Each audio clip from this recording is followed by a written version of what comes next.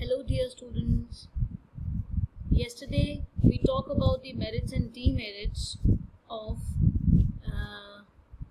the sources of the primary data, from where how we can calculate the primary data, we can get the primary data. Now here it was one of the source to give the questionnaire to the respondent either through mail or the enumerator himself go to the person and get the questionnaire filled. Now how the questionnaire should be maintained, वो जो form बनता है या questionnaire बनता है, जो भी data collect करते हैं वो कैसे बनना चाहिए, क्या क्वालिटीज होनी चाहिए अच्छे क्वेश्चनेयर की। तो सबसे पहली चीज जो उसके अंदर होनी चाहिए वो होना चाहिए कवरिंग लेटर। कवरिंग लेटर में क्या होता है, एक पोलाइट कवरिंग लेटर होना चाहिए, रेस्पोंडेंट्स को देना चाहिए क्वेश्चनर के साथ। सीधे एकदम से हम उनको फॉर्म दे दें जी भर के भेज दो, ऐसा नहीं, उसके साथ एक कवरिंग लेटर होना चाहिए उनको, जिसके अंदर उनको हम थोड़ा सा ब्रीफ में एक्सप्लेन करें कि हम ये आपसे ये क्वेश्चनर क्यों भरवा रहे हैं, हम ये सर्वे कर रहे हैं तो क्यों कर रहे हैं, ठीक है। और उनको ये भी इंश्योर करना चाहिए कि हम जो है आपकी सीक्रेसी, आपके जो भी आपके जवाब होंगे उसको सीक्रेट रखेंगे, सीक्रेसी को मेंटेन रखेंगे। इसमें जो एड्रेस या कॉन्टैक्ट नंबर भी अगर लिखने को बोला गया है तो आपकी सीक्रेसी जो है मेंटेन रहेगी। तो उस कवर लेटर के अंदर जो है ये सारी चीजें होनी चाहिए।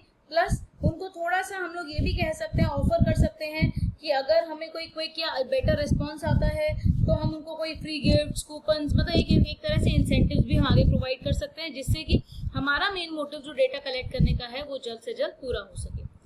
दूसरा आ जाता है decision regarding question.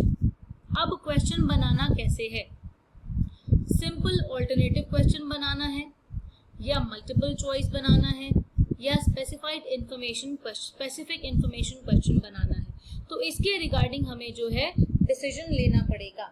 Simple question का मतलब जिसके अंदर हम लोग कह सकते हैं यस या नो करके, राइट या रॉन्ग, ट्रू फॉल्स, इस तरह से करके। जैसे हमने बोल दिया do you have a car, yes और नो, अब उन्हें टिक करना है यस या नो पे, ठीक है। Are you interested in higher studies, yes और नो, तो ये हो गए simple alternative. Multiple choice questions के अंदर आ जाता है, जैसे हम लोग ये कह सकते हैं कि आपकी इनकम कितनी है, ए पॉइंट आ गया लेस देन 30,000, दूसरा आ गया 30,000 टू 1 लाख, तीसरा आ गया 1 लाख टू 1,50,000, चौथा आ गया 1,50,000 टू 2 लाख। तो इस तरह से चार बता दिए, या मोर देन 1,50,000 आ गया, 2 लाख ना लिखा तो मोर देन में कितना भी आ जाएगा। तो ये मल्टीपल चॉइस क्वेश्चन हो गया। सिंपल इंफॉर्मेशन क्वेश्चन में आ जाता है, जैसे कि हम लोग बात कर रहे हैं कि जनरल क्वेश्चन जो बहुत सारी पूरी पब्लिक को लेके हम लोग कवर अप कर सकते हैं, जैसे कि are you married, general question आ गया, स्पेसिफिक पूछ लिया हम लोगों ने, how many members are there in your family, इस तरह से क्वेश्चन जो है हम लोग लिख सकते हैं अपने उसके अंदर।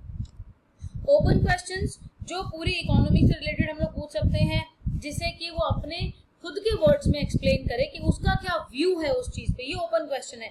जैसे हम कह सकते हैं कि हमारी इकोनॉमी के अंदर अगर अनएम्प्लॉयमेंट की प्रॉब्लम है तो उसे कैसे हम सही कर सकते हैं, आपका क्या विचार है इस चीज पे। तो ये ओपन क्वेश्चंस हो गए कि they are free to write whatever they think of this. Third चीज हमें ध्यान देनी होती है नंबर ऑफ क्वेश्चंस, कितने क्वेश्चंस हम उसमें डालें, ये ध्यान रखना चाहिए। जब भी आप किसी को क्वेश्चनर दें तो कम से कम क्वेश्चंस होने चाहिए। देखो अगर आपको भी कोई बहुत लंबा 2-4 पन्नों का अगर पकड़ा जाता है कि आपको ये फॉर्म भरना है तो आप भी सोचते रहोगे क्या भरेंगे, हम नहीं भर रहे, इंटरेस्ट लैक हो जाता है।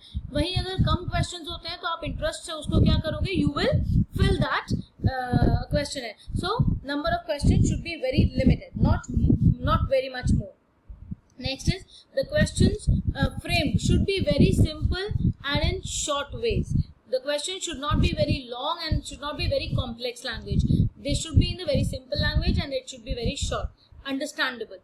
Next is avoid questions requiring calculations, mathematical calculations. If you give a question which involves some mathematical calculation, the respondent may lose interest and will not answer the following question which requires the calculation. So please avoid calculations, because each and every person does not know how to calculate something, है ना। Every person is not very much literate and every person is not interested in do the calculations. So it's very good to avoid the questions which require calculations. Next is no personal questions. Personal in the sense, are you married? We says yes, married. और अगर कोई कह देता है we are divorcee, तो अब उसे बोल डिवोर्स क्यों हुआ, क्या परेशानी हुई घर में, नो, ऐसा कुछ नहीं पूछना हमको। डेथ कैसे हुई, वाइफ की डेथ हो गई, कैसे डेथ हो गई, क्यों डेथ हो गई, कोई पर्सनल क्वेश्चन नहीं, किसी की भी फीलिंग्स को हर्ट नहीं होना चाहिए। तो हमारे क्वेश्चनर के अंदर कोई भी पर्सनल क्वेश्चन इस तरह से नहीं होने चाहिए, ठीक है। Then questions should be logically arranged.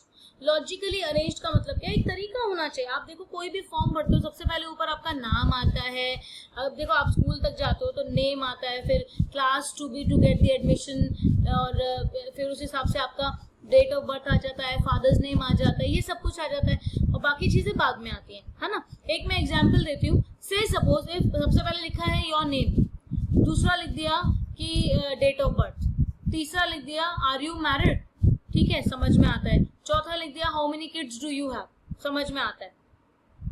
अब इसके अंदर भी ध्यान रखना है, एन्यूमरेटर को भी क्वेश्चनर तो बना हुआ है, मेल किया तो उसका जवाब जो पढ़ रहा है उसके हिसाब से लिख देगा।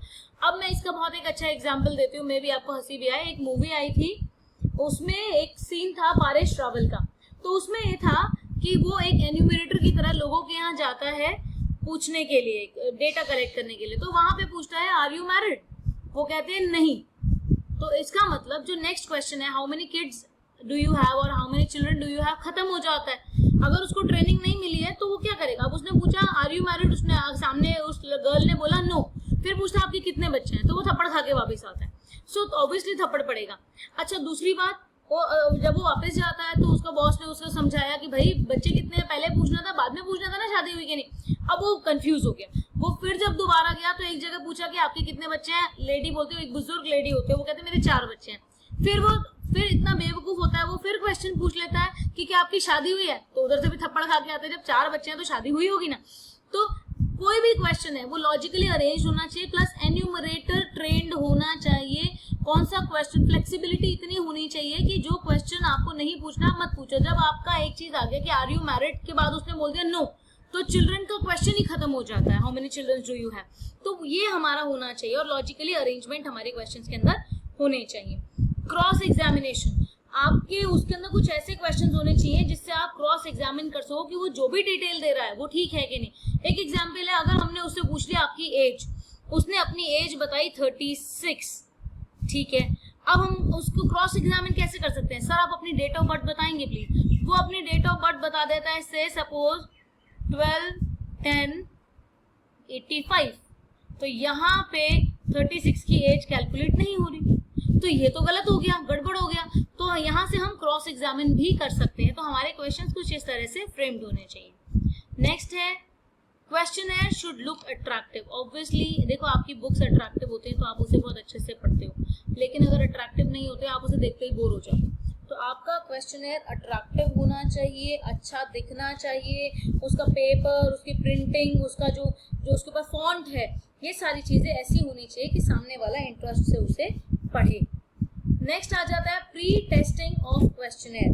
प्री टेस्टिंग ऑफ क्वेश्चनर का मतलब एक्चुअल में अगर आप रेस्पोंडेंट्स के पास जा रहे हैं, उससे पहले आप रेस्पोंडेंट्स के पास जाने से पहले ही आप क्या करो, आप अपने ही कुछ लोगों पे ये क्वेश्चनर ट्राई करो, आप उनसे पूछो जाके तो अपने ही कुछ लोगों में, तो आपको उसमें पता चल जाएगा सामने वाले पर्सन को पूरा क्वेश्चनर समझ में आ रहा है या नहीं आ रहा है, किस क्वेश्चन में दिक्कत हो रही है या किस क्वेश्चन का आंसर सामने वाला नहीं दे पा रहा है, ठीक है। तो जब हम इसको प्री टेस्ट करते हैं तो हमें इसके लूप होल्स, इसकी जो भी नेगेटिविटीज होती हैं, ड्रॉबैक्स होते हैं, गलत क्वेश्चंस होते हैं, वो सारी चीजें हमारी क्या होती है, पहले ही हमारी क्लियर हो जाती हैं।